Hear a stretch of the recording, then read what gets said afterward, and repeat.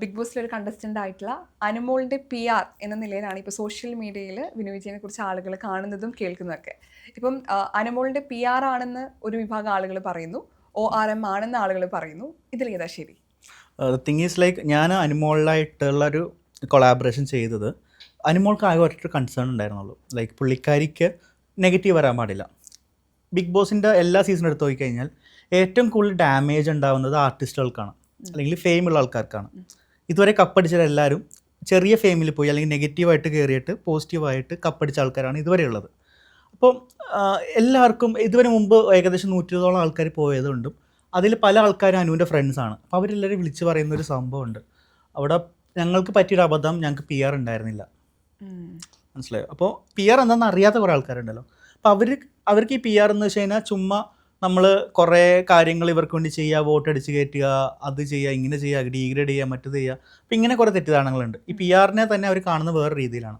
അപ്പോൾ എന്നെ കോൺടാക്ട് ചെയ്ത സമയത്ത് എന്നോട് പറഞ്ഞ ആവശ്യം ഇതാണ്, എനിക്ക് നെഗറ്റീവ് വരാൻ ചാൻസ് ഉണ്ട്, അല്ലെങ്കിൽ നെഗറ്റീവ്, കാരണം ആ ഷോയിൽ നെഗറ്റിവിറ്റിയാണ് ഏറ്റവും കൂടുതൽ സ്പ്രെഡ് ആവുന്നത്. അപ്പോൾ അനുമോൾ ഒരു ലേഡി ആയതുകൊണ്ട് ഒരു ലേഡി ചെയ്യുന്ന മിസ്റ്റേക്സ് എപ്പോഴും പ്രൊജക്റ്റ് ചെയ്ത് കാണിക്കും. അത് ചാനലിന് അത് പബ്ലിസിറ്റി ചെയ്യണം, അതിൻ്റെ ബിസിനസ് ആക്കണം, അത് കോൺട്രവേഴ്സി ആക്കണം. അതും അനുമോളെ പോലുള്ള ഒരാൾ, കാരണം അനുമോളെ പോലുള്ള ഒരാളെ അവിടെ സെലക്ട് ചെയ്ത് പോലും ദേ നീഡ് ഡ്രാമ ക്യൂൻ എന്നുള്ള ടൈറ്റിലാണ് അവർ സെലക്ട് ചെയ്തേക്കുന്നത്. ഷോയിനൊരു ഡ്രാമ ക്യൂനെ വേണം. അപ്പോൾ അനുമോൾ അവർ കൊടുത്ത ടൈറ്റിൽ തന്നെ ഡ്രാമ ക്യൂൻ എന്നാണ്. ആ ഒരു അടിസ്ഥാനത്തിൽ അനുമോൾ ആ ഷോയിൽ എടുത്തത് ഡെഫിനറ്റ്ലി അനുമോൾ കണ്ടൻറ്റ് കൊടുക്കുമെന്നറിയാം. അനുമോളുടെ കണ്ടൻറ്റ് കുറച്ച് കൺസർവേറ്റീവ് ആയിട്ടുള്ള കണ്ടൻറ്റ് ആയിരിക്കും എന്നറിയാം. കാരണം അത്രയും മോഡേൺ ആയിട്ട് അല്ലാത്ത ഗ്രാമത്തിൽ നിന്ന് വന്ന ഒരു സീരിയൽ നടി, അല്ലെങ്കിൽ എന്താ പറയുക, കുറച്ച് മിനി സ്ക്രീനിൽ കുറച്ച് ടൈം സ്പെൻഡ് ചെയ്ത ഒരു ആർട്ടിസ്റ്റിനെ ഒരിക്കലും സമൂഹം ഭയങ്കര വലിയ രീതിയിൽ ആക്സെപ്റ്റ് ചെയ്തിട്ടില്ല ഇതുവരെ. ബിഗ് ബോസിൻ്റെ ചരിത്രത്തിൽ ഒരു സീരിയൽ ആർട്ടിസ്റ്റ് പോലും അവിടെ സർവൈവ് ചെയ്തിട്ടില്ല. എല്ലാവരും നെഗറ്റീവായിട്ട് അവർക്ക് ഉള്ള സീരിയൽ പോലും ഇല്ലാതെ പുറത്ത് വന്നിട്ടേ ഉള്ളൂ. അപ്പോൾ അനുവിനെ സംബന്ധിച്ച് ഈ പേടി അകത്തുണ്ട്.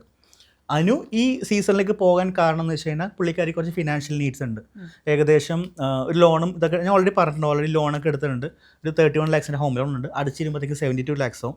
ആ 72 lakhs എന്ന ബേർഡൻ വരാതിരിക്കാൻ വേണ്ടി ലോൺ പ്രീപേ ചെയ്യാൻ വേണ്ടിയാണ് ബിഗ് ബോസ് ഹൗസിലേക്ക് അനുമോൾ പോയത്. കാരണം അനുമോൾക്ക് ഈ ലോൺ എടുക്കുന്നതൊന്നും ഇഷ്ടമല്ല. പുള്ളിക്കാരി ആൾക്കാർ ഫോഴ്സ് ചെയ്തിട്ട് കാർ എടുത്ത് ലോൺ എടുത്തു, വീട്, അങ്ങനെ ആൾക്കാർ പറഞ്ഞ് എന്തെങ്കിലും അസറ്റ്സ് വേണ്ടതെന്ന് പറഞ്ഞ് ഫോഴ്സ് ചെയ്തിട്ട് ഇപ്പം നമ്മളോട് തന്നെ നമ്മളെന്തെങ്കിലും ഒരു ജോലി കിട്ടി കഴിഞ്ഞാൽ നെക്സ്റ്റ് നിനക്ക് വീട് എടുത്തൂടെ, കാർ എടുത്തൂടെ എന്നൊക്കെ പറയുന്ന പോലെ തന്നെ പലരും, ഇപ്പോൾ ലക്ഷ്മി നക്ഷത്ര പോലത്തെ പല ആൾക്കാരും അവരോട് പറഞ്ഞിട്ടാണ് അവർ കാർ എടുത്തത്, കാർ എടുത്തത്. ആ ഓടി നടന്ന് ആ കാറിൻ്റെ ലോൺ അടച്ചു വിട്ടുന്ന സമയത്താണ് വീടിന് ലോൺ വന്നത്.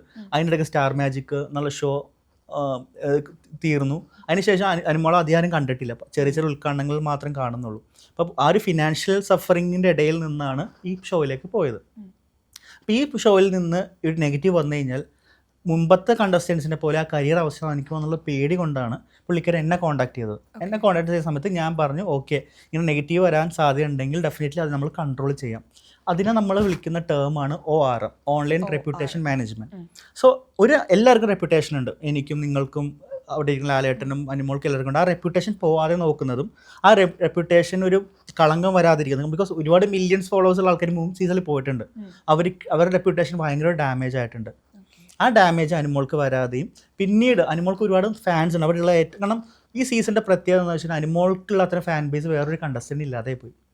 അപ്പോൾ ആരവിടെ ചെല്ലുമ്പോഴത്തേക്കും ഒരു വെൽക്കമിങ്, ഒരു പബ്ലിക് വെൽക്കമിങ്, അല്ലെങ്കിൽ ഏതൊരു കണ്ടൻറ്റ് അനുമോൾ ഉണ്ടെങ്കിൽ ആ കണ്ടൻറ്റ് റീച്ച് ആവുന്നത് അനുമോൾക്ക് ഓഡിയൻസ് ഉള്ളതുകൊണ്ടാണ്. ഏത് യൂട്യൂബേഴ്സും അനുമോൾ എന്നൊരു ടാഗ് ഇട്ട് കഴിഞ്ഞാൽ അവിടെ വ്യൂവർഷിപ്പ് വരുമെന്ന് എല്ലാവർക്കും അറിയാം.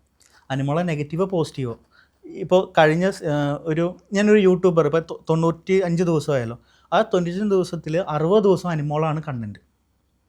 നമ്മൾ ഓരോ ദിവസം ആരാണ് കണ്ടൻറ്റ് എണ്ണി നോക്കിയപ്പോൾ 60-65 കണ്ടൻറ്റാണ് അവർ ഇട്ടേക്കുന്നത്. അപ്പോൾ എല്ലാവർക്കും ആ ഒരു കണ്ടൻറ്റ് വെച്ചിട്ടാണ് എല്ലാവരും അത് ഓടിക്കുന്നത്. ഈ സീസൺ മൊത്തം അനുമോളായിരുന്നു, വേറൊരു കണ്ടൻറ്റ് അവിടെ വർക്കായിട്ടില്ല. അപ്പോൾ അനുമോൾ ചെയ്യുന്ന എല്ലാ ചെറിയ കാര്യങ്ങളും നെഗറ്റീവും എല്ലാ ആൾക്കാരും എത്തുന്നുണ്ട്. അതേപോലെ തന്നെ ബാക്കിയുള്ള കണ്ടസ്റ്റൻസ് ചിലപ്പോൾ ആ ഒരു പ്രൊഫൈൽ കിട്ടുന്നില്ല. അതാണ് കാരണം. അപ്പോൾ ഞാൻ ചെയ്യുന്നത് ആ ഒരു ഡാമേജ് കൺട്രോളാണ്. പിന്നെ PR എന്ന് പറയുന്നത് it's A different thing. PR എന്ന് പറഞ്ഞു കഴിഞ്ഞാൽ ഒരു പബ്ലിക് റിലേഷൻ വർക്ക്സ് ആണ്.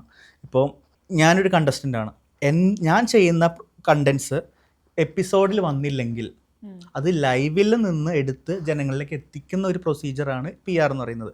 അതിന് നമ്മൾക്ക് വേറെ ഏതെങ്കിലും മീഡിയം യൂസ് ചെയ്യാം. ഇപ്പോൾ ചില കോൺട്രവേഴ്സീസ് നമുക്ക് ഒരു അറ്റവും മൂല്യമില്ലാതെ കാണാൻ പറ്റും. ഞാനൊരു എക്സാമ്പിൾ പറയാം. അക്ബറിൻ്റെ നോട്ടം ശരിയല്ല എന്നുള്ള ഇനീഷ്യൽ വീക്കിൽ വന്ന സാധനം. അത് ലൈവ് കണ്ടവർക്ക് അറിയാം. അനിമോൾ ഉദ്ദേശിച്ചത് അക്ബറിൻ്റെ നോട്ടം ശരിയല്ല, അക്ബറിനെ കാണുമ്പോൾ പേടിയാവുന്നു. പക്ഷേ അക്ബറിൻ്റെ നോട്ടം ശരിയല്ല എന്ന് മാത്രം എഡിറ്റ് ചെയ്തിട്ടാണ് എപ്പിസോഡിൽ വന്നത്.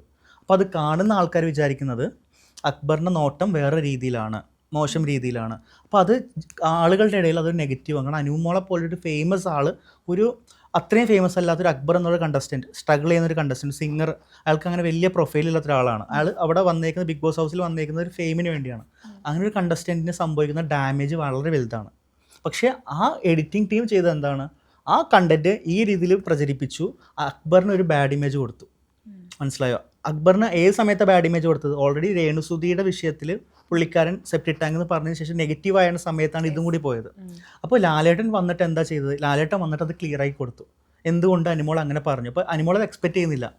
അനിമോൾ അപ്പം തന്നെ പറഞ്ഞു, ഞാൻ അങ്ങനെ ചോദിച്ചു, അങ്ങനെ പറഞ്ഞു, ബബ്ബ പഠിക്കുന്നുണ്ട്. ശരിക്കും സംഭവിച്ചത് ഇതാണ്. അത് നമ്മൾ ലൈഫ് ഫീഡിൽ നിന്ന് കട്ട് ചെയ്ത് നമ്മൾ ആൾക്കാരിലേക്ക് എത്തിച്ചത് കൊണ്ടാണ് ചില ആൾക്കാർക്കെങ്കിലും അത് മനസ്സിലായത്.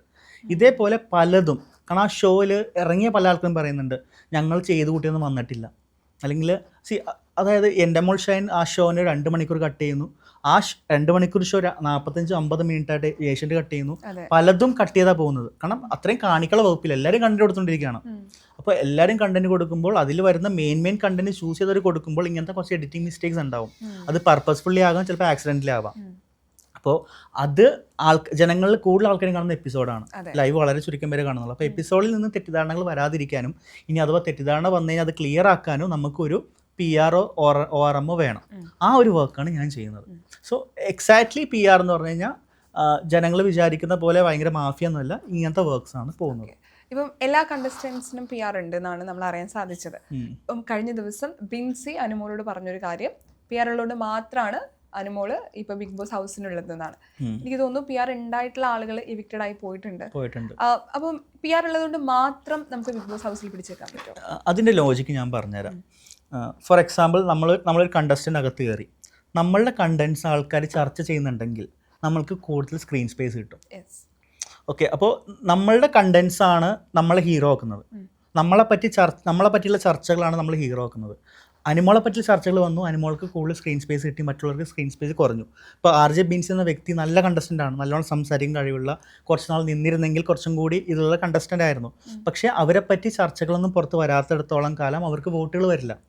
അതേപോലെ തന്നെ നമുക്കിപ്പോൾ ഞാൻ പറഞ്ഞല്ലോ, ഇത് ഈ വോട്ടുകൾ എന്ന് പറയുന്നത് നേരത്തെ ഞാൻ പറഞ്ഞിട്ടുണ്ട്, നമുക്ക് ആൾക്കാരെ കൊണ്ട് ചെയ്യിപ്പിക്കാം. നമ്മളെ ആൾക്കാർ 2 ആഴ്ച കൊണ്ട് മനസ്സിലാക്കണമെന്നില്ല. നമ്മളെ കണ്ടാണ് ആൾക്കാർ ഇഷ്ടപ്പെട്ട് വോട്ട് ചെയ്യുന്നത്. ഇനീഷ്യലായി ഷോ കണ്ട കുറച്ച് ആൾക്കാരുള്ളൂ. അവരെല്ലാവരും ആദ്യമേ വോട്ട് ചെയ്ത ആർക്കൊക്കെയാണ്? ഷാനവാസ്, അനുമോള്, പിന്നെ കുറച്ച് നൂറ, ആദിൽ, അങ്ങനത്തെ ആൾക്കാർക്കാണ് വോട്ട് ചെയ്തത്. ബാക്കിയുള്ള ആൾക്കാർക്ക് ഒരു എക്സ്പോഷർ കിട്ടിയിട്ടില്ല. അപ്പോൾ അവർക്കൊരു ഫാൻ ബേസ് ഉണ്ടാവുന്നതിന് മുമ്പ് തന്നെ അവർ എവിക്റ്റായി.